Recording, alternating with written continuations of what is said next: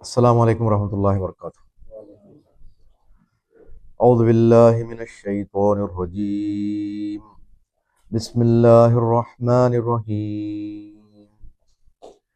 इज़ा ज़ुल्ज़िलतिल अर्ज़ु ज़िल्ज़ालहा व अख़रजतिल अर्ज़ु अस्क़ालहा व क़ालल इंसानु मा लहा यौमइज़िन तुहद्दिसु अख़बारहा बिअन्न रब्बक औहा लहा यौमइज़िन यस्दुरुन्नासु अश्तातन लियुरौ आमालहुम फमन यअमल मिस्क़ाल ज़र्रतिन खैरन यरह वमन यअमल मिस्क़ाल ज़र्रतिन शर्रन यरह। सदक़ल्लाहुल अलीयुल अज़ीम।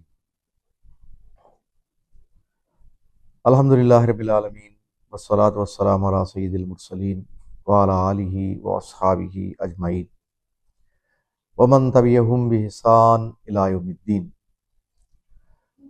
औज़ु बिल्लाहि मिनश शैतानिर रजीम। या अय्युहल्लज़ीना आमनू ला तुल्हिकुम अम्वालुकुम वला औलादुकुम अन ज़िक्रिल्लाह वमन यफ़अल ज़ालिका फ़उलाइका हुमुल ख़ासिरून। సదకల్లాహుల్ అలీయుల్ అజీమ్। ప్రియమైన సోదరులారా, ఈ కార్యక్రమానికి విచ్చేసిన వారందరికీ స్వాగతం పలుకుతున్నాను. అల్లాహ్ సుబ్హానహు వ తఆలా మన అందరి కలయికలో మన అందరి విజ్ఞానాన్ని పెంపొందించడానికి మార్గం సుగమం చేయుగాక. నేర్చుకున్న విజ్ఞానాన్ని ఆచరణలో పెట్టి ఇహలోకంలోనూ పరలోకంలోనూ సాఫల్యం పొందే వాళ్ళల్లో మమ్మల్ని అందరినీ చేర్చుగాక. ఆమీన్. సోదరులారా, ఈనాడు సూరయే మునాఫిఖూన్ నుంచి ఒక ఆయత్ మీ ముందు నేను ఉంచే ప్రయత్నం చేశాను. ఆ ఆయత్ దృష్టిలో పెట్టుకుని కొన్ని ముఖ్యమైన విషయాలు మీతో నేను పంచుకోవాలని, షేర్ చేసుకోవాలని నిర్ణయించుకున్నాను. అల్లాహ్ సుబ్హానహు వ తఆలా ఈ ఆయతులో మన అందరినీ ఉద్దేశించి మాట్లాడుతున్నాడు. ఒక విషయం ఇక్కడ మీకు గుర్తు చేయాలనుకుంటున్నాను. అదేమిటంటే, ఖురాన్ చదివేటప్పుడు ఎక్కడ ఏ ప్రదేశంలో యా అయ్యుహల్లదీన ఆమను అని పదం వస్తుందో అక్కడ అల్లాహ్ నాతో మాట్లాడుతున్నాడు అనే ఐడియా మనసులో తెచ్చుకోండి. ఎందుకు అనే ప్రశ్న అవసరం లేదు. దాని సమాధానం మీకు తెలుసు. మన పేరు రాయబడినప్పుడు ఎక్కడన్నా యా అయ్యుహల్లదీన ఆమనులోనే వస్తుంది. మనం ఈమాన్, విశ్వాసం ప్రకటించిన వాళ్ళం. మనమందరం మోమినులం. యా అయ్యుహల్లదీన ఆమను అంటే ఓ మోమినులారా అన్నట్టు అర్థం. కాబట్టి ఈ మాట అల్లాహ్ సుబ్హానహు వ తఆలా మనతోనే చెప్తున్నాడు. ఏమని? యా అయ్యుహల్లదీన ఆమను లా తుల్హికుం అంవాలుకుం వలా ఔలాదుకుం.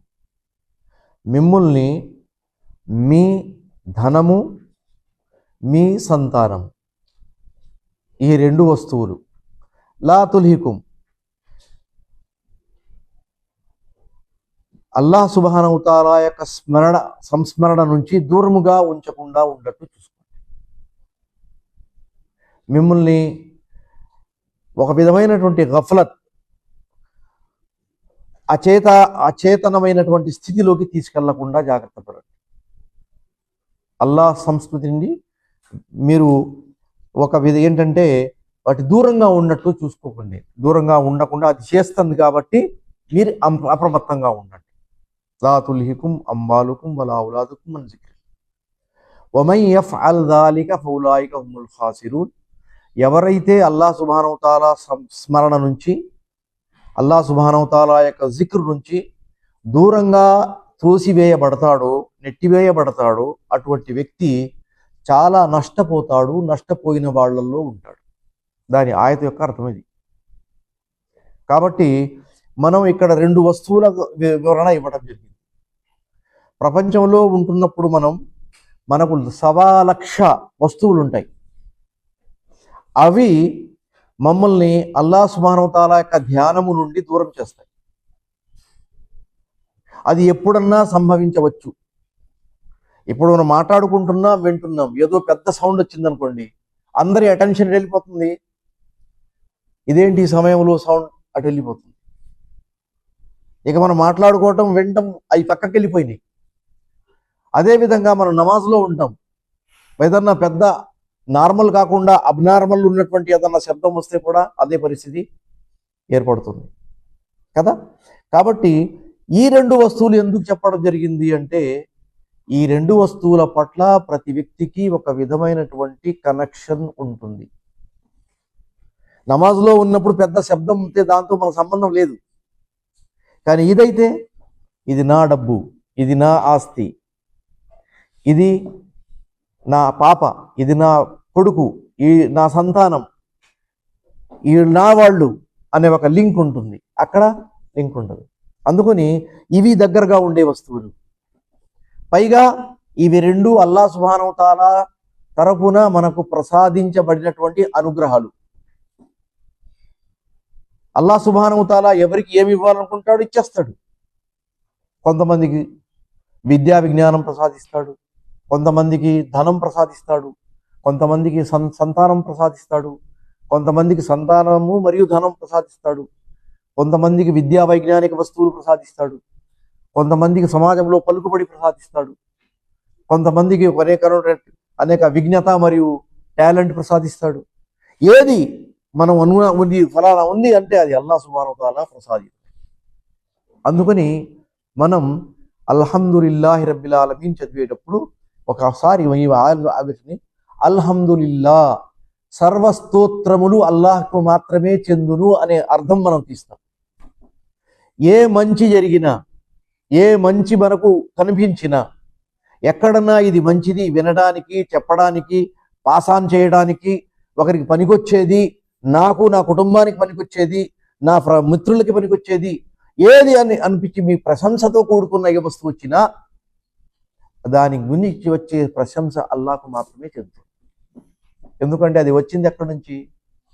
అల్లాహ్ దగ్గర నుంచి అనేది ఒక మాట ఇవ్వడం జరిగింది. ఇప్పుడు అటువంటి పరిస్థితులు, ప్రతి వస్తువు మనకు అల్లాహ్ సుబ్హానహు వ తఆలా వరకు మనం మళ్ళిస్తున్నప్పుడు ప్రవక్త సల్లల్లాహు అలైహి వసల్లం గారి జీవితంలో సంభవించిన కొన్ని సంఘటనలను మనం ఇక్కడ 1-2 గుర్తు చేసుకుంటూ ముందుకు సాగుదాం. ఎందుకంటే ఈ సంఘటనకి, మనం ఉన్నటువంటి ఈ నెలకి, ఆ రోజుల్లో అంటే ప్రవక్త సల్లల్లాహు అలైహి వసల్లం గారి జీవిత కాలంలో ఒక విధమైనటువంటి కనెక్షన్ ఉంది. కనెక్షన్ తెలుగులో మనం అంటాం సంబంధం ఉంది. ఎటువంటి సంబంధం? అది మాట్లాడబోతున్నాం. ప్రవక్త సల్లల్లాహు అలైహి వసల్లం గారు మక్కా నుండి హిజ్రత్ చేసి మదీనాకు వచ్చారు. మదీనాకు వచ్చిన తర్వాత మదీనాలో తాను స్వయంగా స్థిరపడాలనే ఆలోచన, తనతో పాటు ఇస్లాం స్వీకరించిన వాళ్ళు కూడా ప్రశాంతంగా స్థిరపడాలనే ఆలోచన, చుట్టుపక్కల ఉన్న వాళ్ళు మనపై దాడి చేయకుండా మమ్మల్ని మనం సంరక్షించుకోవాలనే ఆలోచన, అల్లాహ్ సుబ్హానహు వ తఆలా నాకు ఒక ధర్మం ప్రసాదించాడు, ఈ ధర్మాన్ని చుట్టుపక్కల ఉన్న వాళ్ళందరికీ చేరవేయాలనే ఆలోచన, మరియు నేను మా వాళ్ళు కలిసికట్టగా ఉంటూ ఒక విధమైనటువంటి విప్లవాత్మకమైనటువంటి ఒక సామ్రాజ్యాన్ని స్థాపించాలనే ఆలోచన. ఏం చేయాలని? విప్లవాత్మకమైనటువంటి ఒక సామ్రాజ్యాన్ని సుస్థాపితం చేయాలనే ఆలోచన. వీటన్నిటిలో ముహమ్మద్ సల్లల్లాహు అలైహి వసల్లం గారు మునిగి ఉన్నారు. దానికి సంబంధించి ఏ పని చేయాలన్నా, ఎలా చేయాలన్నా, ఏమన్నా అంటాం మనం, రాజనీతి పరంగా కానీ, లేకపోతే ఆలోచన పరంగా కానీ, దావత్ పరంగా కానీ, లేక ఏమంటాం మనం శక్తిపరంగా కానీ, ఈ అన్ని వస్తువులు ఉనికిలోకి తీసుకురావాలంటే ఒకేసారి సంభవించే పని కాదు. మనిషి ముందుగా తన శక్తి బలం చూపించాలనే ఆలోచనలో ఉండడు. ఎవరన్నా ఉంటారేమో కొంతమంది aggressive mind of aggressive mind of thinking ఉన్నవాళ్ళు ఉండొచ్చు కొంతమంది. కానీ ముహమ్మద్ సల్లల్లాహు అలైహి వసల్లం అటువంటి వస్తువుల్లో ముందుగా ఉన్న వ్యక్తి కాదు. ఆయన లక్ష్యం ఏంటంటే, నాకు దొరికిన సమయంలో నాకు అందించబడినటువంటి ధర్మాన్ని నాకు తెలిసినంత వరకు ఎంతవరకు వ్యాపిస్తుందో అంతవరకు అంతమంది చెవుల్లోకి ఇది చేరేటట్టు చేయాలి. డబ్బు సంపాదన కానీ, జనాలను భయానికి గురి చేయటం కానీ, లేకపోతే స్వయంగా తాను ఏదో దాడి చేస్తున్నట్టు జనానికి ఒక కాన్సెప్ట్ ఇవ్వటం కానీ ఆ టైం లేదు. నా దగ్గర ఉన్నట్టు ఈ ధర్మాన్ని మ్యాక్సిమం అయినంత వరకు జనాలు చేరవేయాలనే ఆలోచన. దీనికోసం అల్లాహ్ సుబ్హానహు వ తఆలా తరపు నుంచి వస్తున్నట్టు వనరుల్ని, అల్లాహ్ సుబ్హానహు వ తఆలా తరపు నుంచి వస్తున్నట్టు ఛాన్సెస్ని 100% యూటిలైజ్ చేసుకోవాలనే ఆలోచన. ఓకే, ఇప్పుడు ఈ సందర్భంలో ఒక మాట మీకు గుర్తు చేస్తున్నాను. అదేంటంటే, మక్కా నుంచి మదీనా హిజ్రత్ వెళ్ళిన తర్వాత మదీనాలో ఉన్న వాళ్ళు ముహమ్మద్ సల్లల్లాహు అలైహి వసల్లంకి సహకరించడానికి సిద్ధంగా ఉన్నారు. ఎంతమంది అంటే 3లో ఒక వ్యక్తి, 3 తెగల్లో నుంచి ఒక తెగ, ఇక 3 కుటుంబాల్లో నుంచి ఒక కుటుంబం, అంతే ముహమ్మద్ సల్లల్లాహు అలైహి వసల్లం తరపున. మిగతా వాళ్ళు మక్కా నుంచి మదీనా హిజ్రత్ చేసి వచ్చిన వాళ్ళు ఉన్నారు, ముహాజిర్లు. ఇప్పుడు ఎంతమంది ఉంటారు ముహమ్మద్ సల్లల్లాహు అలైహి వసల్లం చుట్టుపక్కల? ఎంత ఎక్కువ మంది ఉన్నా వాళ్ళ సంఖ్య ఎక్కువ. మనం కొత్త ప్రదేశంలో వెళ్ళిన తర్వాత మన సంఖ్య ఎక్కువ ఉన్నప్పటికీ అది తక్కువ కిందకే వస్తుంది. ఎందుకంటే ఆ కొత్త ప్రదేశంలో మనకు కావాల్సిన సపోర్ట్ ఉండదు కదా. మరి అటువంటిప్పుడు ముహమ్మద్ సల్లల్లాహు అలైహి వసల్లం వీళ్ళందరినీ తీసుకెళ్ళి చావు నోట్లో పడేస్తారా ఏంటి? అది కాదు కదా. అటువంటిప్పుడు ఏం చేశారంటే, చాలా తెలివిగా ముహమ్మద్ సల్లల్లాహు అలైహి వసల్లం గారు అడుగులు వేశారు. అల్లాహ్ సుబ్హానహు వ తఆలా కూడా కొన్ని మార్గాలు ఎలా చేశాడంటే, అవి ముహమ్మద్ సల్లల్లాహు అలైహి వసల్లం గారి ఫేవర్లోకి వచ్చినాయి. అవి ఎలా వచ్చినాయో జస్ట్ ఒక 2 నిమిషాల్లో మీకు వివరిస్తాను. మక్కా నుంచి మదీనా వచ్చిన తర్వాత ముహమ్మద్ సల్లల్లాహు అలైహి వసల్లం గారు ఇక్కడ మక్కాలో ఎవరైతే ఉన్నారో, మదీనాలో ఎవరైతే ఉన్నారో, ఆయనకు సహకరించడానికి వచ్చినటువంటి అన్సారులు ఎవరైతే ఉన్నారో వాళ్ళందరినీ ఒక టీమ్గా తయారు చేశారు, ఒక జమాఅత్గా ఏర్పరిచారు మస్జిద్లో. ఒకటి. రెండవది, ఇళ్లలో ఉన్న ధనికుల్ని, ఆయనతో పాటు వచ్చినటువంటి హిజ్రత్ చేసి వచ్చిన వాళ్ళంటే పేదవాళ్ళని ఒకసారి చేసి దగ్గర చేసి, వీడరే ఇతను నీ తమ్ముడు, నీ అన్నయ్య, మీరిద్దరు వాళ్ళ నుంచి అన్నదమ్ములు, అరే ఇంకొక మీరిద్దరు అన్నదమ్ములు, అనేక మందిని ఈ విధంగా అన్నదమ్ములు అనే బంధం కింద కలిపి పంపించేశారు. ఇలా చేయడం వల్ల ఏం జరిగింది అంటే, నా దగ్గర ఏం లేదు, నేను ఒంటరివాడిని, నాకు సహకరించేవాడు ఎవడు లేడు, నా అనేవాడు ఎవడు లేడు అనే ఆలోచనలో ఉన్న వాళ్ళకి, నాకు అన్నయ్య ఉన్నాడు, నాకు ఒక ఫ్యామిలీ ఉంది, నాకు కుటుంబం ఉంది, నాపై తలపై చేయి పెట్టేవాడు ఆయన ఉన్నాడు, నాకు ఏదైనా సమస్య ఉంటే కాసేపు చెప్పుకోవడానికి ఆసరా ఉంది అనే ఆలోచన వస్తే అది బలం పెరిగినట్టా తగ్గినట్టా? పెరిగినట్టు. ఇది వాళ్ళలో పెరిగింది. దీని అరబీ భాషలో ఉహువత్ అంటారు, ఇంగ్లీష్లో బ్రదర్హుడ్ అంటారు, సోదరత్వం. ఒకటి. రెండోది ఏం చేశారంటే, వీళ్ళందరూ అటు కొంతమంది, ఇటు కొంతమంది ఉన్నారు. ముందుగా మస్జిద్ నబవి నిర్మించారు. ఒక పెద్ద హాల్ ఏర్పడింది. అందరూ ఒకే చోట రావడానికి ఈజీ అయింది. ఎంతమంది ఉన్నారు, ఎవరు ఉన్నారు, ఇవాళ కొత్తగా ఎవరు వచ్చారా లేదా, పాత వాళ్ళలో ఎవరు చనిపోయాడా ఏంటి, ఎప్పటికప్పుడు ఫ్రెష్గా విషయం అప్డేట్ అవుతుంది, కనబడుతుంది. మూడో పని ఏం చేశారంటే, ఈ మదీనాలో చుట్టుపక్కల ప్రాంతాల్లో ఉన్న యూద సమాజాలు ఏమైతే ఉన్నాయో, అక్కడ మదీనాలో క్రిస్టియన్స్ లేరు, యూదులు మాత్రమే ఉన్నారు, వాళ్ళ సమాజాలు తెగలు ఉన్నాయి. వాళ్ళు ధనికులు, పెద్ద పెద్ద పొలాలు ఉన్నాయి, డబ్బులు వడ్డీకి ఇవ్వడం తీసుకోవటం వాడు జన్మతా నేర్చుకున్నట్టు విజ్ఞానం వాళ్ళది, అది కొనసాగుతుంది. పెద్ద పెద్ద ధనికులు ఉన్నారు, ఆసాములు, సావుకారులు అంటాం కదా, అటువంటి వాళ్ళు ఉన్నారు. ముహమ్మద్ సల్లల్లాహు అలైహి వసల్లం చేశారంటే, అటువంటి పెద్ద పెద్ద తెగల నాయకుల్ని, పెద్దవాళ్ళని పిలిచి వాళ్ళతో ఒక ఒప్పందం చేసుకున్నారు. మనమందరం ఈ ఏరియాలో ఉండేవాళ్ళం, ఎవరన్నా మనపై దాడి చేస్తే మనందరం కలిసి కట్టగా దానికి డిఫెండ్ చేయాలి. మీపై ఎవరు దాడి చేస్తే మమ్మల్ని పిల్లవాడిని పరిగెత్తుకొస్తాం, ఒకళ్ళు అని ఈ విధంగా ఒప్పందం చేసుకుంటే అప్పుడు ఏం చేసిందని జరిగిందంటే ఒకరిపై ఇంకొకరికి ఏం పెరిగింది? విశ్వాసం, నమ్మకం, ఈ వల్ల నాకు నష్టం లేదు అనే భరోసా పెరిగింది. అది జరిగింది. అయినప్పటికీ కొంతమంది హృదయాల్లో ముహమ్మద్ సల్లల్లాహు అలైహి వసల్లం అభివృద్ధి పట్ల ఒక విధమైనటువంటి చింతన అనే మాట వద్దు, బాధ ఉంది.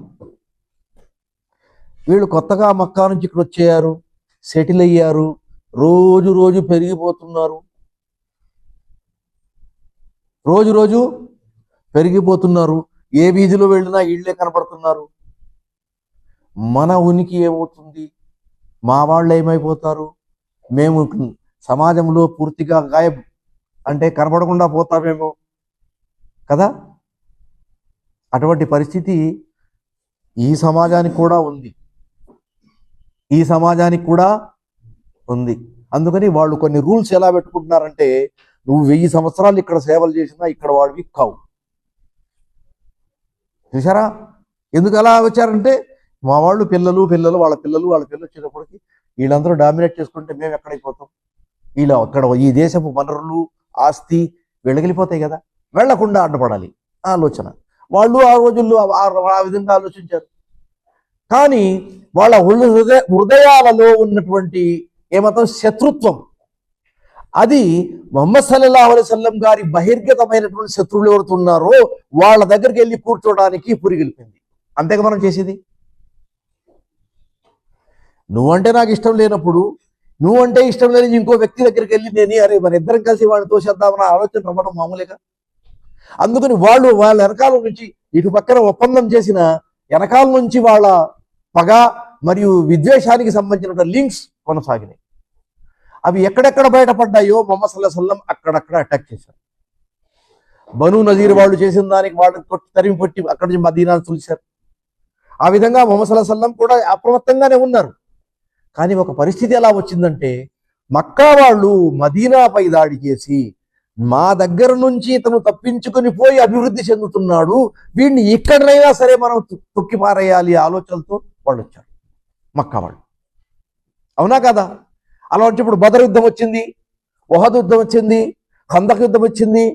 ఖందకాల యుద్ధంలో ఏం జరిగిందంటే, ఏ యుద్ధము ఉనికిలోకి రాకుండానే ఓడిపోయాయి వాడి పని. అల్లాహ్ సుబ్హానహు వ తఆలా వాళ్ళని ఓడించి పంపించేశాడు. ఆ తర్వాత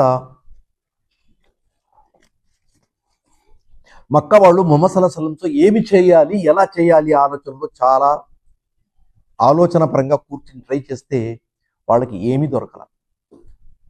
ఒక్క ఛాన్స్ అల్లాహ్ సుబ్హానహు వ తఆలా వాళ్ళ ముందు తీసుకొచ్చాడు. అదేంటంటే 6వ శతాబ్దంలో, 6వ శతాబ్దం ఉన్నారు, హిజ్రత్ తర్వాత 6వ సంవత్సరంలో ముహమ్మద్ సల్లల్లాహు అలైహి వసల్లం గారు ఏం చేశారంటే, ఒక కళ ఉమ్రా చేస్తున్నట్టు చూశారు. తోటి వాళ్ళతో చెప్పారు, నేను ఉమ్రాకి వెళ్ళాలనుకుంటున్నాను రా రే వాయ్, ఇలా కళ వచ్చింది నాకు అంటే, అయితే నా పేరు కూడా రాసుకోండి మేము వస్తాం, నా పేరు రాసుకోండి మేము వస్తాం, అందరం కలిసి కట్టగా వెళ్దాం అని చెప్తున్నారు జనాలు. ఆ మాట ప్రకారం బయలుదేరారు.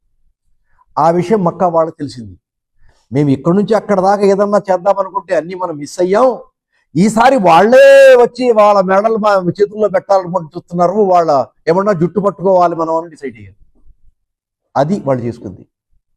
అందుకని ముహమ్మద్ సల్లల్లాహు అలైహి వసల్లం హుదైబియా ప్రాంతంలో ఉండగా వీళ్ళందరూ ఏం చేశారంటే, మిమ్మల్ని మేము రానివ్వం అని అడ్డు వేసేసారు. కానీ ఒక మంచి మాట జరిగింది అక్కడ. ఏంటంటే, హుదైబియా ఒప్పందం అనేది ఒకటి ఉనికిలోకి వచ్చింది.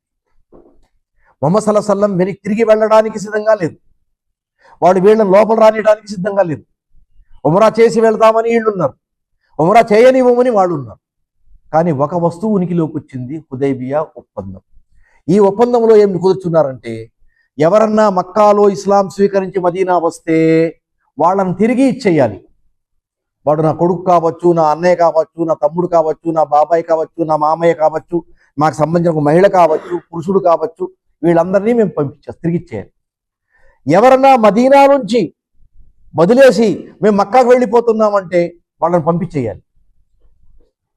అలా వచ్చిన వ్యక్తి ఎవడన్నా ఉంటే మక్కా వాళ్ళు తిరిగి ఇవ్వరు. ఆ తర్వాత మనమందరం కలిసి 10 సంవత్సరాల వరకు యుద్ధం చేయకూడదు. 10 సంవత్సరాల వరకు మనలో ఎటువంటి విద్వేషాలు యుద్ధాలు జరగకూడదు, ప్రశాంతంగా ఉండాలి.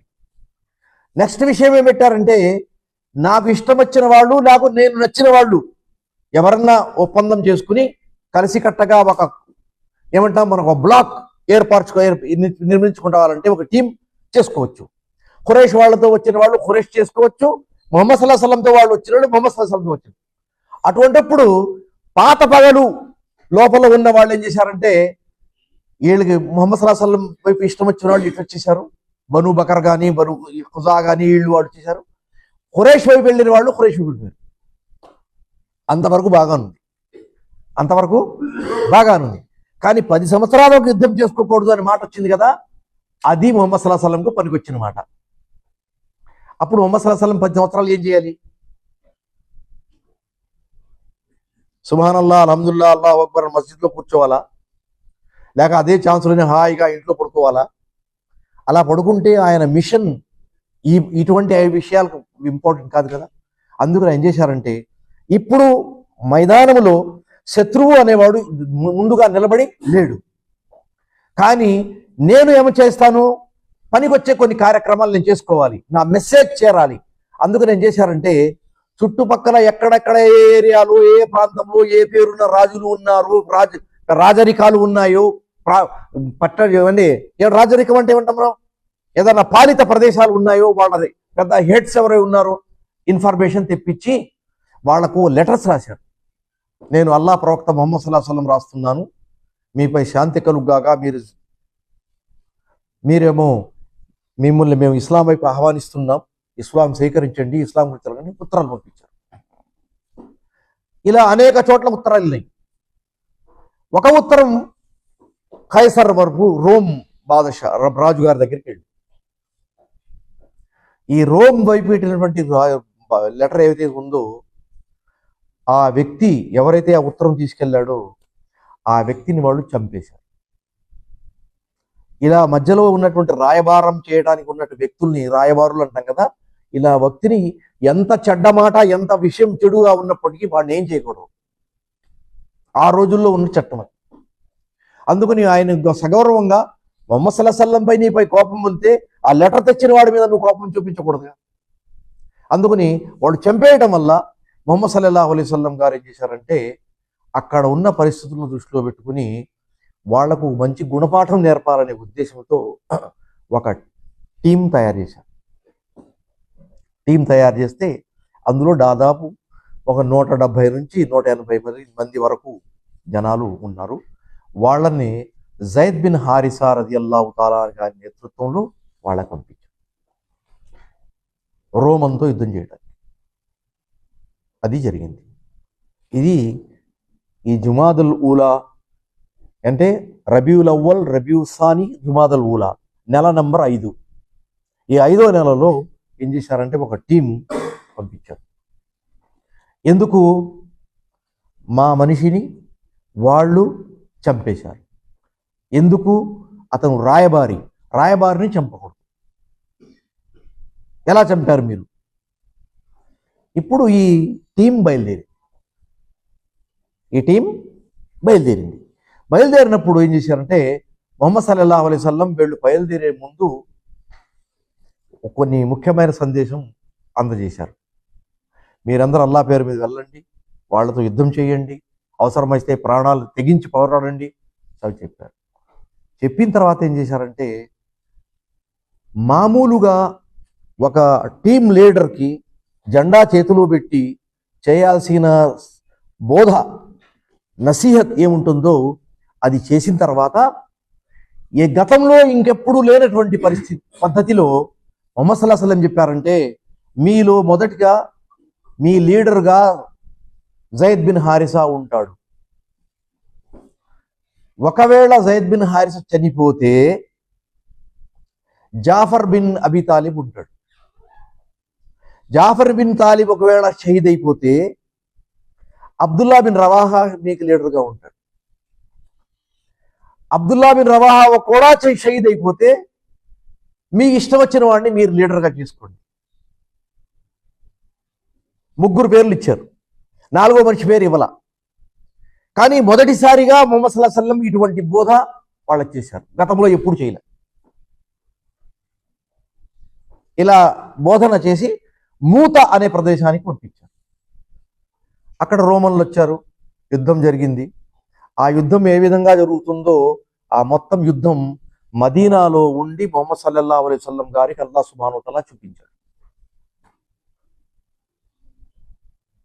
ఇప్పుడు మనం లైవ్ క్రికెట్ మ్యాచ్ ఎలా చూస్తున్నామో దానికంటూ మనకు పనికొచ్చే కెమెరాలు కానీ, టెలివిజన్ కానీ, లేకపోతే మా కంప్యూటర్ స్క్రీన్ కానీ, లేకపోతే మొబైల్ స్క్రీనింగే అనుకుందాం, అవన్నీ ఒకే కెమెరాలో నుంచి చూపించే వస్తువులు, సాధనాలు కదా. మరి ఆ రోజుల్లో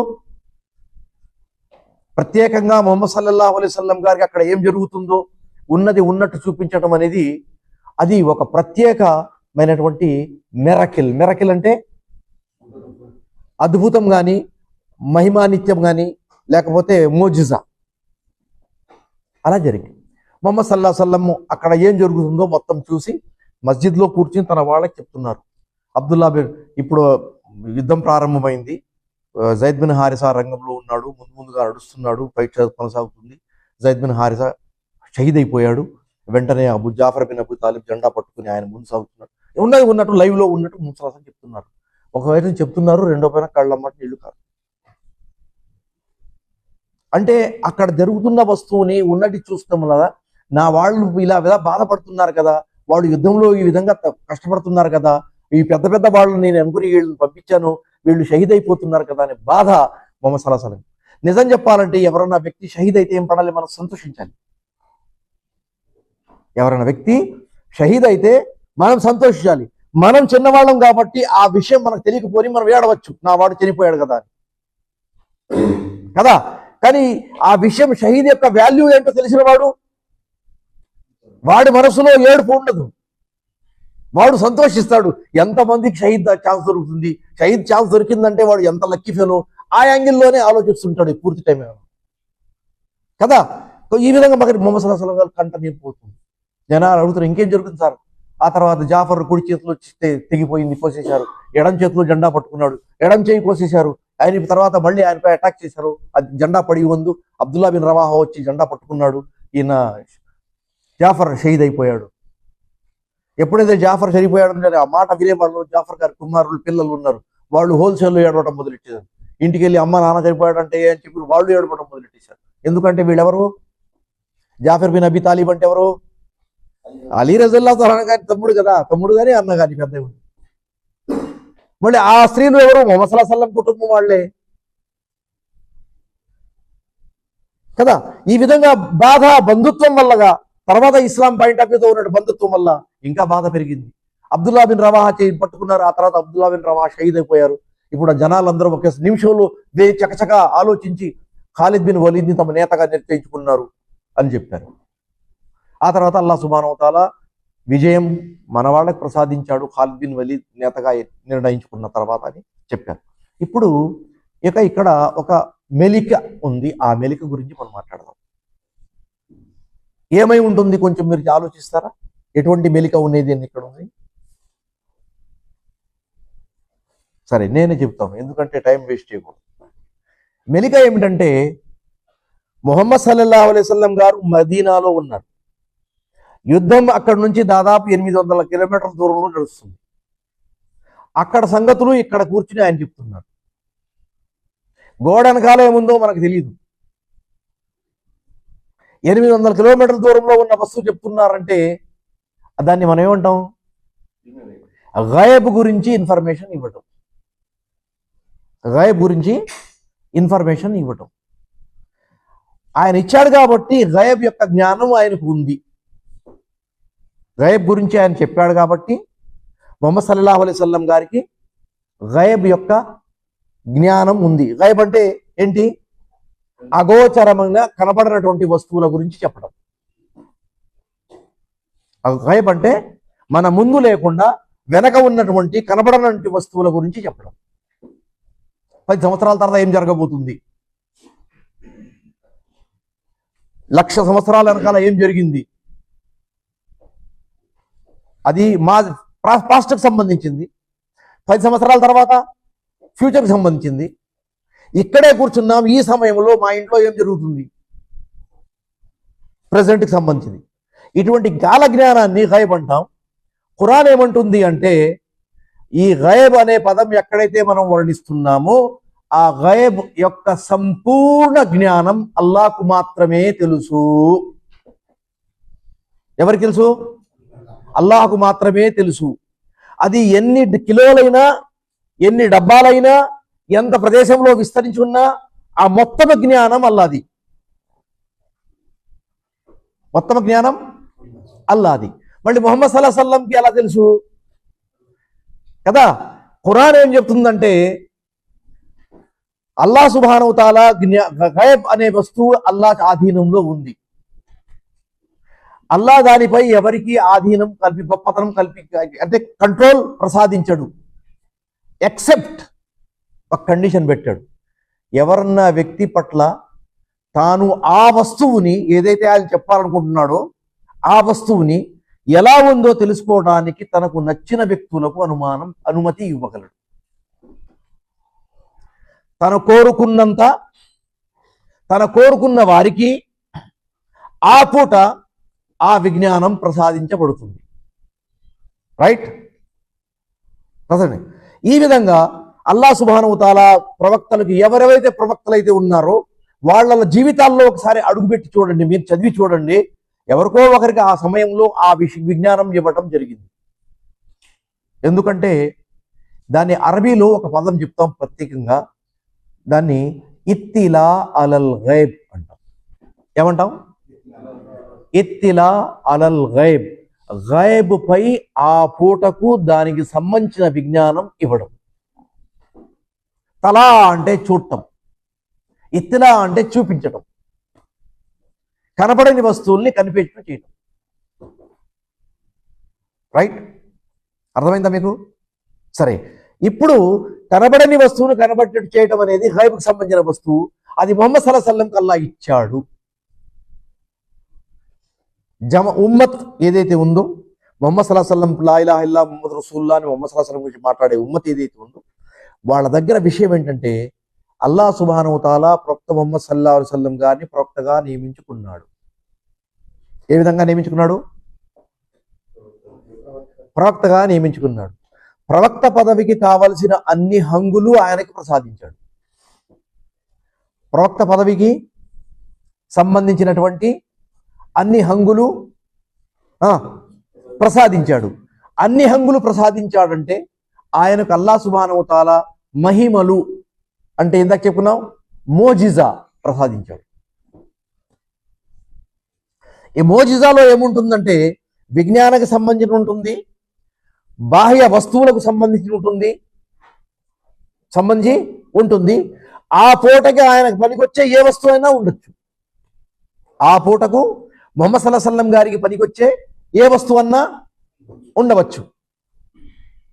ఖురాన్ ఇక్కడ 2 మాటలు చెప్తుంది ముహమ్మద్ సల్లల్లాహు అలైహి వసల్లం అస్తిత్వం గురించి. వమా కుంత తద్రీ మల్ కితాబు వల్ ఈమాన్. ముహమ్మద్ సల్లల్లాహు అలైహి వసల్లంతో అల్లాహ్ అంటున్నాడు, ముహమ్మద్ గారు మీరు ప్రవక్త. అల్లాహ్ సుబ్హానహు వ తఆలా ముహమ్మదుర్ రసూలుల్లాహ్, అల్లాహ్ సుబ్హానహు వ తఆలా మిమ్మల్ని రసూల్ చేసుకున్నాడు. జాగ్రత్తగా వినండి, అల్లాహ్ సుబ్హానహు వ తఆలా మిమ్మల్ని రసూల్గా నియమించాడు. రైట్? మా కుంత తద్రీ మల్ కితాబు వల్ ఈమాన్. కితాబ్ అంటే రాయటం. ఈ ఇవ్వబడిన ఖురాన్, ఇది ఎంత ఖురాన్, ఎన్ని పేజీలది, ఎన్ని ఆయతులది, ఎలా ఉంటుంది, ఎప్పుడు అల్లాహ్ ఇస్తాడు మీకు అనే విషయం మీకు తెలియదు. ఈ వస్తువు అల్లాహ్ మీ చేతుల్లో పెడతాడు అనే విషయం మీకు తెలియదు. ఆయన ఇస్తున్నాడు, ఏం తీసుకుంటున్నారు, ఆయన ఇస్తున్నాడు, తీసుకుంటున్నాడు.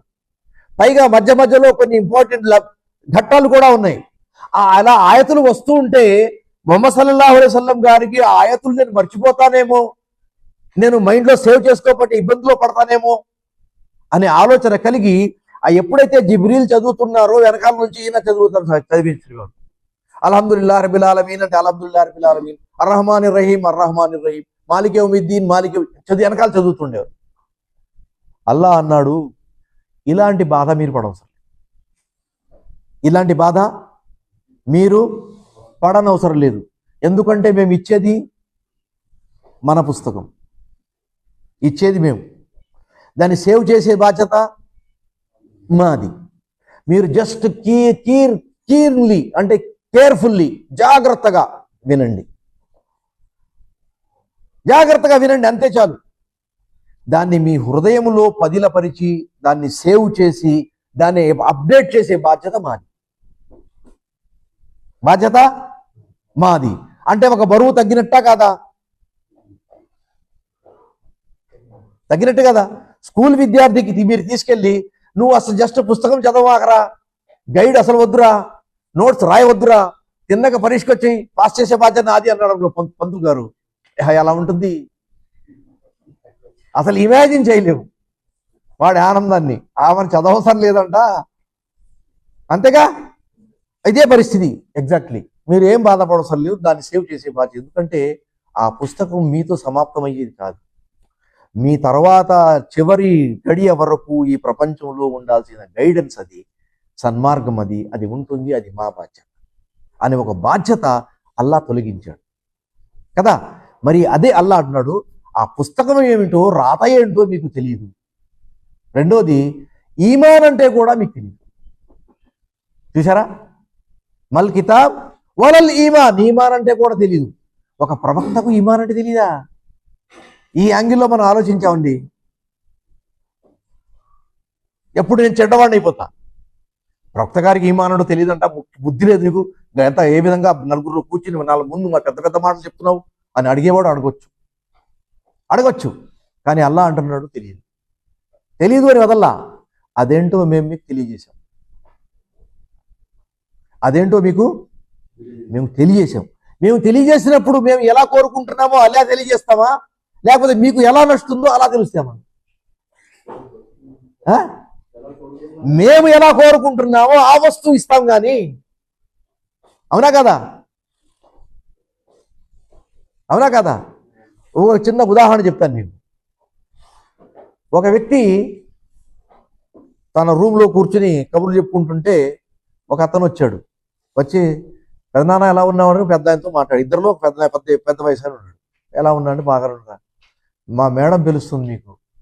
వెళ్ళాడు. ఏంటంటే, బాబు నేను ఈ సంవత్సరం హజ్కి వెళ్ళాలనుకున్నాను, నా ఆరోగ్యం బాగుంటలేదు, నీ గురించి ఎవరో చెప్పారు నాకు, అందుకని నేను డబ్బులు ఇస్తాను, హజ్కి వెళ్ళు, మా తరపున వెళ్ళు, అదిగో నీకు టికెట్, నీ డబ్బులు ఇవన్నీ మేము ఇచ్చేస్తున్నాం. ఇంత పెద్ద మూట తీసుకొచ్చి ఆయన చేతుల్లో పెట్టింది. ఆయన మాత్రం సుబ్హానల్లాహ్, అల్హమ్దులిల్లాహ్, అల్లాహు అక్బర్, ఆ పూట తినటం, ఆ పూట నమాజ్ చేయటమే తెలుసు పాపం. ఇంకా బయట ప్రపంచం ఏమి తెలియదు వ్యక్తి. ఇంత డబ్బులా, అమ్మో నేను ఎప్పుడు చూడలేదే, కానీ నువ్వు ఉంచుకో. అలాగని టైం వచ్చింది, ఆయన హజ్కి వెళ్ళాడు, హజ్ కార్యక్రమాలు పూర్తి చేశాడు. ఆ మేడం ఏ విధంగా చెప్పిందో, ఆయన ఏ విధంగా పెద్ద గురువులు చెప్పారో ఆ విధంగా పూర్తి చేసి తిరిగి వచ్చేసాడు. వచ్చి సంచిలో ఇంకా డబ్బులు మిగిలి ఉన్నాయి. ఆయన ఆ సంచి, ఆ కాగితాలు ఏమైనా ఉంటే పట్టుకుని తిన్న మేడం దగ్గరికి వెళ్ళి, అమ్మ మీరు చేసినట్టు పూర్తిగా నేను హజ్ చేసేసి మీ వాళ్ళ కోసం దువా చేసి ఆయన చేసి అన్ని పనులు సక్రమంగా చేస్తాను, మీ వస్తువులు తీసుకోండి అని చెప్పి. ఆవిడ ఉంటుంది, ఎన్ని వస్తువులు నీకే, ఇప్పుడు నువ్వు వాడుకో, తీసుకెళ్ళి. ఎలా ఉంటుంది ఆయనకి? సంతోషంగా ఉంటుందా, బాధగా ఉంటుంది? నాలాంటి వాడైతే, చిన్నవాడైతే సంతోషపడిపోతా, అల్హమ్దులిల్లాహ్ నాకు ఆయన నాకు వద్దమ్మా, నేను మీరు ఇచ్చిన పని పూర్తి చేసేసాను, ఇవి మీ డబ్బులు, మిగిలిన డబ్బులు మీరు తీసుకోండి, నాకు వేరే అల్లాహ్ సుబ్హానహు వ తఆలా ఇచ్చింది చాలు నాకు, ఆయన తిరిగి వచ్చేస్తాను. మళ్ళీ ఆయనకు ఆ అమ్మాయి ముసలావిడ కొడుకులు వచ్చి ఆయన ఆపి, మేము గిఫ్ట్గా ఇస్తున్నాం తీసుకెళ్ళు అని చెప్పి మళ్ళీ చివరికి ఆయనకే అట్టగట్టి పంపించారు. చూసారా? అంటే వ్యక్తి తన అవసరం కోసం ఎవరిని అపాయింట్ చేస్తే తన లక్ష్యాన్ని ముందు పెడతాడా, ఎదుటి వాళ్ళ లక్ష్యాన్ని ముందు పెడతాడా? తన లక్ష్యాన్నే ముందు పెడతాడు. అల్లాహ్ సుబ్హానహు వ తఆలా నేర్పుతున్నాడు కాబట్టి అల్లాహ్ సుబ్హానహు వ తఆలా ఈమాన్ గురించి ఎలా ఉండాలో ముహమ్మద్ సల్లల్లాహు అలైహి వసల్లం గారికి నేర్పించాడు. ఈమాన్ గురించి ఇప్పుడు ముహమ్మద్ సల్లల్లాహు అలైహి వసల్లం గారు నా గురించి తెలియదు అంటే కుదరదు. ఎందుకంటే అల్లాహ్ ఆల్రెడీ తెలియని స్థితిలో నేర్పాడు కాబట్టి అది ఆయన దగ్గర ఉంది. అందుకనే ఈమాన్ గురించి చెప్పండి అంటే ముహమ్మద్ సల్లల్లాహు అలైహి వసల్లం గారు జిబ్రీల్తో చెప్పిన సమాధానం మీ మైండ్లో ఉంటుంది. అఖ్బిర్నీ అనిల్ ఈమాన్, ఈమాన్ అంటే ఏంటి చెప్పండి. అప్పుడు ముహమ్మద్ సల్లల్లాహు అలైహి వసల్లం చెప్తున్నారు, అల్ ఈమాన్ అన్ తుమిన బిల్లాహి వ మలాయికతిహి వ కుతుబిహి వ రుసులిహి వల్ యౌమిల్ ఆఖిరి వల్ ఖద్రి ఖైరిహి వ షర్రిహి. 6 పాయింట్స్ చెప్తారు. అర్థమవుతుందా? ఈ 6 వస్తువులు దేనికది సెపరేట్. ఈ 6 వస్తువులు దేనికది కంప్లీట్లీ సెపరేట్. కానీ అన్ని అల్లాహ్ సుబ్హానహు వ తఆలా దగ్గర వచ్చి కలుస్తున్నాయి. ఈ 5 ఫింగర్స్ వెళ్ళి చేతిలో ఇక్కడ ఎలా కలుస్తున్నాయో ఈ 6 ఐటమ్స్ వచ్చి అల్లాహ్తో కలుస్తున్నారు. ఒకసారి ఎలా కలుస్తుంది చూడండి. ఈమాన్ బిల్లా అని చెప్పాం, అల్లాహపై విశ్వాసం. తర్వాత ప్రవక్తలపై విశ్వాసం తర్జుమా అవుతుంది, అల్లాహ్ ప్రవక్తలపై విశ్వాసం, లింక్ ఏర్పడింది. అల్లాహ్ పుస్తకాలపై విశ్వాసం, అల్లాహ్ మలాయికాపై విశ్వాసం, అల్లాహ్ తీర్పుపై విశ్వాసం, అల్లాహ్ విజ్ఞానం విధి రాతపై విశ్వాసం, అల్లాహ్తో లింక్ అయిపోయింది. సో ఈ విధంగా అక్కడ ఏం జరిగిందంటే ముహమ్మద్ సల్లల్లాహు అలైహి వసల్లంకి తెలియని వస్తువులు అల్లాహ్ నేర్పాడు కాబట్టి, తనకు కావలసిన పద్ధతిలో వాటిని నేర్పాడు కాబట్టి దాన్ని మనం అవగాహన చేసుకునే ప్రక్రియ. అందులో ఏముంది? ముహమ్మద్ సల్లల్లాహు అలైహి వసల్లం గారికి అల్లాహ్ చూపించింది మాత్రమే మనం మాట్లాడతాం ఒకటి. కానీ మన వాళ్ళు ఏం చేస్తున్నారంటే కొంతమంది ముహమ్మద్ సల్లల్లాహు అలైహి వసల్లం గారికి గైబ్ తెలుసు అని ఒక హదీస్ చెప్తున్నారు. ఆ హదీస్ మీరు వింటే నవ్వుకుంటారు. హదీస్ చూసి విని నవ్వుతామా చెప్పండి? హదీస్ సీరియస్ వస్తువు కదా. ఎందుకంటే వీళ్ళ మాట విన్న తర్వాత ఆ హదీస్ వచ్చినప్పుడు నవ్వు వస్తుంది. ఏం హదీస్ అది? అల్లాహ్ సుబ్హానహు వ తఆలా ప్రవక్త ముహమ్మద్ సల్లల్లాహు అలైహి వసల్లం చెప్తున్నారు, ఖయామత్ రోజున అల్లాహ్ దర్బారులో వెళ్ళడానికి జనాలు మందలు మందలుగా తెగలుగా వస్తూ ఉంటారు. అక్కడ అదే ప్రదేశంలో ఒక చోట నేను నిలబడి ఉంటాను. ముహమ్మదు రసూలుల్లా చదివిన వాళ్ళు అటు వస్తుంటారు. అలా వస్తుంటే వాళ్ళకి నేనేం చేస్తున్నా అంటే కౌసర్ నీళ్లు తీసి వాళ్ళకి తాగిస్తూ ఉంటాను. నీళ్లు తాగండ్రా ఇస్తూ ఉంటాను. అప్పుడు కొంతమంది వస్తారు, వాళ్ళు కూడా మేము నీళ్లు తాగుతామని ముందుకు వస్తారు. అప్పుడు ముహమ్మద్ సల్లల్లాహు అలైహి వసల్లం వాళ్ళకి నీళ్లు ఇవ్వడానికి రెడీ అవుతారు. కానీ వీళ్ళు నీళ్లు వాళ్ళకి ఇచ్చే ముందు, వాళ్ళు నీళ్లు తీసుకునే ముందు మధ్యలో ఉన్న గ్యాప్లో మలాయికా వచ్చేస్తారు. మలాయికా వచ్చేసి, అయ్యా మీరు వాళ్ళకి నీళ్లు ఇవ్వమాకండి, వాళ్ళకి నీళ్లు ఇవ్వవద్దు. ఎందుకయ్యా? ఇది నా ఉమ్మత్ కదా. మీకు తెలియదు సార్, మీరు మరణించిన తర్వాత వీళ్ళు మీ ఉమ్మతులు ఎటువంటి బిదాతులు సృష్టించారో మీకు తెలియదు. ఎటువంటి బిదఅతులు సృష్టించారో అది మీకు తెలియదు. అప్పుడు ముహమ్మద్ సల్లల్లాహు అలైహి వసల్లం ఏమంటారంటే, సుహుకన్ లిమన్ గయ్యర దీని బాది, నా తర్వాత నా ధర్మాన్ని మార్చిన వాళ్ళు నా దగ్గర ఉండవసరం లేదు, వీళ్ళని వెనక్కి నెట్టేయండి అంటారు. ఆ పని చేయడానికిగా మలాయికా ముందుకు వచ్చి అడ్డంగా నిలబడ్డారు, నెట్టేస్తారు పౌడర్. వాళ్ళకి జంజం అంటున్నారు, కౌసర్ నీళ్లు దొరకదు. అర్థమైందా? ఇప్పుడు గైబ్ ఇందుట్లో ఏమని చెప్పండి మీరు? అది ఖయామత్ రోజున జరిగే వస్తువు ఇప్పుడు ఇక్కడ కూర్చుని మదీనాలో చెప్తున్నారు, అది గైబ్ కదా. మరి అదే గైబ్లో ఇంకో మాట కూడా ఉంది, వీళ్ళు బిదత్ చేసిన విషయం ఆయన తెలియదు.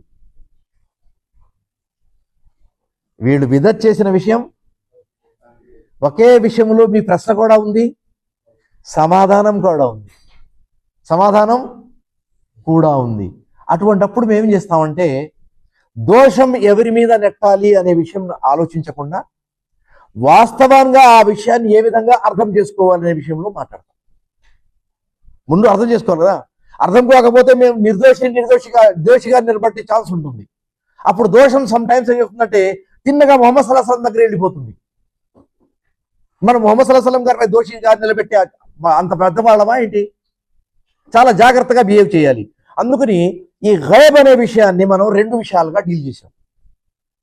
ఒకటిది అల్లాహ్ సుబ్హానహు వ తఆలాకు తెలిసింది, దాంట్లో ఎవరికి ప్రమేయం లేదు. రెండవది ముహమ్మద్ సల్లల్లాహు అలైహి వసల్లం లాంటి పెద్ద పెద్ద వ్యక్తులకి అల్లాహ్ సుబ్హానహు వ తఆలా ప్రసాదించినది. ముహమ్మద్ సల్లల్లాహు అలైహి వసల్లం గారికి ప్రసాదించినది, ఈ ప్రసాదించిన దాని గురించే ముహమ్మద్ సల్లల్లాహు అలైహి వసల్లం గారు చెప్పారు. ముహమ్మద్ గారు చెప్పారు. ఆ రోజు ఖయామత్లో ఇలా ఏర్పడుతుంది.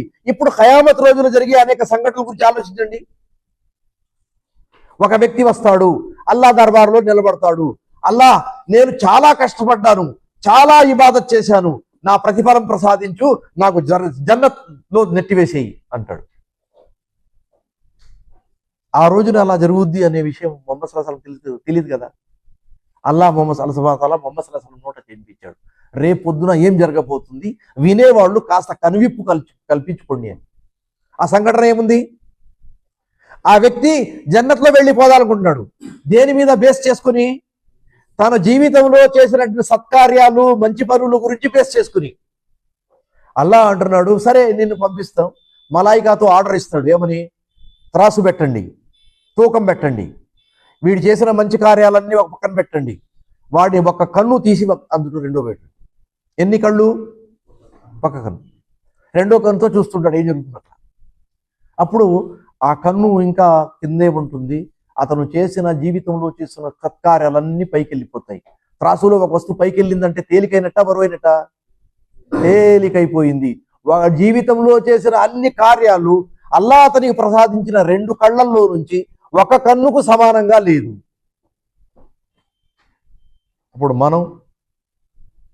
మన జీవితంలో మనం చేస్తున్న ఎన్ని కార్యాలు మనకు రేపు పనికొస్తాయో అని ఆలోచిస్తే మనలాంటి వాళ్ళు కనువిప్పు కలగాలి కదా. ఏ యాంగిల్లో, ఏ సంస్థ ప్రదేశంలో, ఏ సమయంలో నాకు మంచి చేయాలి అన్న ఆలోచన వస్తుందో అప్పుడు వెంటనే చేసుకుంటూ వెళ్ళాలనే ఆలోచన కలగాలి. అవునా కాదా? అవునా కాదా? ఏ చిన్న వస్తువుని ప్రత్సంగం గారండి, ఒక చిన్న వస్తువు అయిన ఇది అనుకున్నప్పుడు దాన్ని కూడా మొదలు పెట్టమాకండి, దాన్ని చిన్నగా చూడమాకండి. బహుశా రేపు పొద్దున త్రాసులో అదే పనికి రావచ్చు, అదే పనికి రావచ్చు, దాన్ని మీరు యూజ్ చేసుకోండి అన్నారు ప్రవక్త సల్లల్లాహు అలైహి వసల్లం. చిన్నదిగా రోడ్డు మీద వెళ్ళేటప్పుడు పనికిరాని గాజు ముక్క కానీ, ఒక ముళ్ళు కానీ, లేకపోతే ఏదైనా ఉంటే దాన్ని మీరు వల్ల అది తొలగిస్తే బాగుంటుంది అనుకుంటే వెంటనే తొలగించేయండి, అది మీకు రేపు పొద్దున పనికి రావచ్చు అన్నారు. మంచి వైపు మనకు ఎంకరేజ్ చేశారు. సంఘటన భవిష్యత్తులో సంబంధించింది, దాని గురించి అల్లా ఆయనకి విజ్ఞానం ప్రసాదిస్తే అది మాతో షేర్ చేసుకున్నారు. రెండో ఒకసారి జస్ట్ బండగా ఒక ఆలోచించండి. మేరాజ్ సందర్భంలో ముహమ్మద్ సల్లల్లాహు అలైహి వసల్లం గారు వెళ్ళి వచ్చి ఎన్ని సంఘటనలు చెప్పారు? ఈ ఆకాశం గురించి చెప్పారు, అక్కడ ఉన్న మలాయికా గురించి చెప్పారు, ఆ తర్వాత ప్రయాణం గురించి చెప్పారు, ఆ తర్వాత అనేక మంది ప్రకృతితో కలవడం గురించి చెప్పారు. ఆ అన్ని వస్తువులు అల్లా ఆయనకి ప్రసాదిస్తే, చూపిస్తే అవి చూసి చెప్పారు. రెండో విషయం చివరిగా ఏంటంటే, ఒకటి కంటితో చూడటం, రెండోది బుద్ధి ఉపయోగించి ఏదన్నా ఉపకరణాల ద్వారా చూడటం. భాషా గారు సరిగ్గా చెప్తున్నానా? కంటితో చూడటం, ఇది మనకు కనపడుతుంది, బాటిల్స్ రెండు కనపడుతున్నాయి, ఎన్ని కనపడుతున్నాయి చూస్తున్నాం. అది ఇప్పుడు దీనికి టేబుల్ మీద ఒక బాటిల్ ఉంది అని ఎవడో చెప్తే కరెక్టే చెప్పాడు అనుకుంటాం. రెండు ఉన్నాయి అంటే రెండు కళ్ళల్లో ఒక కన్ను మెల్లదేమో, ఒక బాటిల్ రెండు కనపడుతున్నాయి ఏమో అనుకుంటాం కదా. మరి అటువంటి పరిస్థితుల్లో అల్లా సుబ్హానహు తఆలా మనకు ప్రసాదించిన బుద్ధితో విజ్ఞాన పరికరాలు ఉపయోగించిన వస్తువులు చూడటం. ఇప్పుడు రీసెంట్గా జనాల్లో ఇప్పుడు మనకు తెలిసిన మామూలు రూల్ ఏది, ఎందుకంటే గర్భిణీ స్త్రీలకి వాళ్ళు ఏం చేస్తారంటే సోనోగ్రఫీ ద్వారా పిల్లలు ఎలా ఉన్నారు చూస్తారు, లోపల ఒకళ్ళ ఇద్దరా అనేది చూస్తారు. అవునా కదా? ఆడపిల్ల మగపిల్ల అనే చూస్తారు. అది గైబ్లో ఉన్నట్ట లేకపోతే చూసినట్ట కదా? గైబ్ కాదు కదా. అతనికి ఆ బిడ్డను ఎవరు దాని జోలికి వెళ్ళా, ఆవిడ నీళ్లు పోసుకుంది అన్న తర్వాత పురుడు పోసుకునే వరకు అది ఎవరు చూడకుండా కలిగిన సంతానం ఒక బిడ్డ కానీ రెండు బిడ్డలు అంటే అల్హమ్దులిల్లా అంటాం వేరు. కానీ మొదటి వారంలోనే డాక్టర్కి వెళ్ళి చూడటం, మూడో వారం డాక్టర్కి వెళ్ళి మీరు అల్ట్రాసౌండ్ చేసుకోవటం, నాలుగో వారంలో అబ్బాయి అంటరా అని చెప్పుకుని సంతోషపడటం, లేకపోతే అమ్మాయి అంటరా అని చెప్పుకుని ఏడవటం, ఇవన్నీ సాగుతుంటాయి. ఇప్పుడు మనం మాధ్యమం ఉపయోగించాం కదా, ఈ మాధ్యమం ద్వారా చూసిన వస్తువు కూడా చూసినట్టే, నా దృష్టిలో చూసినట్టే లెక్క. నా దృష్టిలో, మీ దృష్టిలో కూడా చూసినట్టే. ఆ విధంగా అది గైబ్లోకి ఉండదు కదా. అది ముహమ్మద్ సల్లల్లాహు అలైహి వసల్లం గారి గురించి ఏమన్నా ఖియామత్ గురించి చెప్పిన సందర్భంలో ఆ రెండు వస్తువులు ఎవరు చూడలేదు. ఒకటి అల్లాహ్కి సంబంధించిన విజ్ఞానం, రెండవది ప్రవక్త గారికి అల్లాహ్ సుబ్హానహు వ తఆలా ద్వారా ఇవ్వబడినటువంటి విజ్ఞానం. ఈ విజ్ఞానాన్ని గైబ్ కింద తీసుకోవడం అనవసరం. ఇప్పుడు ఒక సంఘటన మీకు ముహమ్మద్ సల్లల్లాహు అలైహి వసల్లం గారికి ఇల్ము గైబ్ ఇస్తే ఎప్పుడు ఇచ్చారు అని ప్రశ్న. ఎప్పుడు ఇచ్చారు?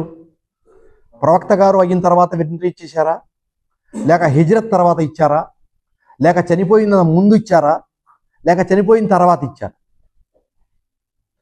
చనిపోయిన తర్వాత ఇవ్వడానికి ఛాన్సెస్ లేవు, ఎందుకంటే చావుతో వహీ సమాప్తం అయిపోయింది. చనిపోయే ముందు ఇచ్చుంటే ముహమ్మద్ సల్లల్లాహు అలైహి వసల్లం జనాలకు చెప్పేయాలి, అల్లాహ్ సుబ్హానహు వ తఆలా నాకు ఈ విధంగా చెప్పాడు, ఈ విధంగా ఛాన్సెస్ ఇచ్చాడు అని చెప్పేయాలి. అవునా? చెప్పారా? ఏ పుస్తకంలో లేదు. అంటే ముహమ్మద్ సల్లల్లాహు అలైహి వసల్లంపై మీకున్న నమ్మకం పెరిగిందా తరిగిందా? ఒక వస్తువు గురించి చెప్పకుండా వెళ్ళిపోయారనే అనుమానం రాట్లా? అవునా కదా? మీరు గమనిస్తున్నారా? ముహమ్మద్ సల్లల్లాహు అలైహి వసల్లంపై ఇలాంటి అనుమానం క్రియేట్ చేయడం మంచి పనా చెడు పనా? మన బుద్ధి ఎక్కడ పోయినట్టు, గడ్డి తినట్టేగా. అని ఎవడన్నా తెలిసి ఆ మాట చెప్పగలడా? చెప్పలేడు కదా. అందుకని నా ఈమాన్ని నేను కాపాడుకోవాలంటే ముహమ్మద్ సల్లల్లాహు అలైహి వసల్లం అన్ని వస్తువులు మాకు ప్రసాదించారు, అందులో ఈ విషయం లేదు చెప్పలేదు కాబట్టి అది లేదు. అర్థమవుతుందండి? అప్పుడు ఈ విషయం హిజ్రత్ సమయంలో చెప్పారా? రైట్, ఒప్పుకున్నాం. ఏమండి అబ్దుల్ సలాం గారు, హిజ్రత్ సమయంలో అల్లా ఇచ్చేసాడు. హిజ్రత్ సమయంలో అలా ఇచ్చేస్తే ముహమ్మద్ సల్లల్లాహు అలైహి వసల్లం గారు అబూబకర్ గారి నౌకరు ఎవడైతే ఉన్నాడో వాడికి నువ్వు 3 రోజుల తర్వాత రారా అని చెప్పే అవసరం ఏముంది? ఎవడో వచ్చి ఆ రాయిపై నిలబడి ఉంటే అబూబకర్ ఆయన చూసి వణికిపోయినప్పుడు ఆయన రెస్పాన్స్ ఆ విధంగా ఎందుకుంది? నువ్వేం వర్రీ కాకరా, నేను చూసుకుంటాను అనాలిగా. అవునా కదా? అర్థం నీకు? మూడోది ఆయిషా రజియల్లాహు తాలా అన్హాపై అభాండాలు వేయటం జరిగింది. ఆ విషయం ముందుగానే తెలిసి ఉండేది కదా. అరే నేను ఈసారి ఈ పెళ్ళంతో వెళ్తున్నాను, ఏదన్నా సమస్య వస్తుంది, అందుకని ఈ ఆవిడ్ని క్యాన్సిల్ చేసి ముసలావిడిని తీసుకుందాంలే అని తీసుకెళ్లాల్సిందిగా ముందుగా తెలిస్తే. అదే ఖురాన్ అంటుంది, వలౌ కుంతు ఆలముల్ గైబ లస్తక్సర్తు మినల్ ఖైర్. అల్లా తాలా నోటితో చెప్పిస్తున్నాడు ముహమ్మద్ సల్లల్లాహు అలైహి వసల్లం గారికి, గైబ్ గురించి నా దగ్గర విజ్ఞానం లేదు, గైబ్ గురించి నా దగ్గర విజ్ఞానం లేదు. ఒకవేళ నా దగ్గర గైబ్ విజ్ఞానం కనుక ఉంటే నేనేం చేస్తాను? మంచి, ఆ మంచి అనే పదానికి ఏ మీనింగ్స్ మీరు ఇచ్చుకోండి. మంచి అనేది నాకు ఏ విధంగా లాభం చేకూర్చే వస్తువు ఉంటుందో అటువంటి లాభాలన్నిటినీ నేను సమీకరించుకుంటాను. నేను ఉహద్ మైదానంలో వెళ్ళి దెబ్బలు తిని పళ్ళు ఊడిపోయే అవసరం వచ్చేది కాదు కదా. అవునా కదా? అర్థమవుతుంది మీకు మాట? మరి ఇటువంటి వస్తువులు ఏం చేస్తున్నాయి అంటే ముహమ్మద్ సల్లల్లాహు అలైహి వసల్లం గారికి దానికి సంబంధించిన విజ్ఞానం లేదు అనే సూచన వస్తుంది. మరి వస్తువు ఉంది అనే చెప్పే వాళ్ళకి ఇంకా కొంచెం ఆలోచించాల్సిన అవసరం ఉంది. చెడు గురించి మాట్లాడే ముందు జాగ్రత్త పడాలి. ఎందుకంటే మీరు చెప్పే ఖురాన్లో అల్లాహ్ అన్నాడు, యా అయ్యుహర్ రసూలు బల్లిగ్ మా ఉన్జిల ఇలైక మిర్ రబ్బిక్ వ ఇల్లం తఫ్అల్ ఫమా బల్లగ్త రిసాలతక్. ఈ ఆయత యొక్క అర్థం చూసుకోండి. ఒకసారి మీరు ముహమ్మద్ సల్లల్లాహు అలైహి వసల్లం గారి పూర్తి జీవితంపై ఒక ఆలోచన కల్పించండి. మొదటి నుంచి ఏ రోజునైతే ముహమ్మద్ సల్లల్లాహు అలైహి వసల్లం గారికి నువ్వు ప్రవక్త అని తెలిసిందో ఆ రోజు నుంచి ముహమ్మద్ సల్లల్లాహు అలైహి వసల్లం గారు పరమపదించే ముందు ఈ సమయంలో 23 సంవత్సరాల వ్యవధి. అవునా కదా? ఒప్పుకుంటారా? 40 years లో పైగంబర్ అయ్యారు, ఆ తర్వాత 63లో మరణించారు. 23 years. ఈ 23 years లో ముహమ్మద్ సల్లల్లాహు అలైహి వసల్లం గారి దగ్గర వచ్చిన ఆయతులన్నీ జనాలకి కంఠస్థం చేయించారు. అవునా? ఆయన వల్ల చేసే మంచి కార్యాలన్నీ చేశారు. అయినప్పటికీ ఏ ఒక్కరోజు కూడా ఆయన సుస్థిగా ఇవాళ నాకు కొంచెం డల్గా ఉంది, నాకు మూడ్ లేదు, నేను ఇలా చేయకూడదు అనుకుంటున్నాను, కాస్త రెస్ట్ కావాలి నాకు అని చెప్పిన సంగతులు ఎప్పుడన్నా విన్నారా మీరు? చదవటం వేరేస్తుంది, భయంలో అక్కడ జనాలు చెప్తారు కదా, చిన్న చిన్న వస్తువులు బయటకు వస్తున్నాయి కదా, చెప్పారా? చేయలా. అప్పుడే యాక్టివ్లీ పనిచేశారు. ఆ యాక్టివ్లీ పనిచేసే వ్యక్తికి అల్లాహ్ అంటున్నాడు, యా అయ్యుహర్ రసూల్, ఓ ప్రవక్త, బల్లిగ్ మా ఉంజిల ఇలైక్, అల్లా మీకేమిచ్చాడో అది జనాలు చెప్పేయండి. అంటే అర్థం ఏంటి? మా పెద్ద అన్నలు చాలా మంది ఉన్నారు అల్హమ్దులిల్లా. అందులో ఒక పెద్ద ఆయన మిలిటరీలో కర్నల్గా చేసి రిటైర్ అయ్యారు, పెద్ద మనిషి, పెద్ద పోస్టులో. ఆయన చెప్పేవాడు ఒక మాట, అరే ఏ ఆఫీసులో అయినా ఒకే రూల్, చేసేవాడే ఉంటాడు కొంతమంది, ఆ చేసే వాళ్ళకే జనాలు పని చెప్పుకుంటారు. చేయని వాడు ఉంటాడు కూడా, వాడు ఏ విధంగా తప్పించుకుంటారో అన్ని రూల్స్ వాడు తెలుసుకుంటాడు. వాడు ఏ విధంగా పని తప్పించుకోవాలో వాడికి అన్ని రూల్స్ తెలుసు. వాడు ఏ విధంగా చిక్కడు ఎవడికి. చేసేవాడు ఆ గారికి ఎద్దులాగా చేస్తూనే ఉంటాడు, జనాలు తెచ్చి వాడికి ఇస్తూనే ఉంటారు, వాడి పని సాగుతూనే ఉంటాడు. అందుకని చేసేవాడే ఇక్కడ ఉన్నాడు ముహమ్మద్ సల్లల్లాహు అలైహి వసల్లం గారు. అల్లా అంటున్నాడు, యా అయ్యుహర్ రసూల్, ఓ ప్రవక్త, బల్లిగ్ మా ఉంజిల ఇలైక్, అల్లా తరపున మీకు ఏమించటో జాగ్రత్తగా అందవేయండి. అది ఏ సందర్భంలో చెప్పారు అనేది ఇంకోసారి నేను మీకు వివరిస్తాను. అల్లా తాలా మనందరికీ సమృద్ధి సన్మార్గం ప్రసాదించుగాక. జజాకుముల్లాహు ఖైరన్. అస్సలాము అలైకుం వరహ్మతుల్లాహి వబరకాతుహు.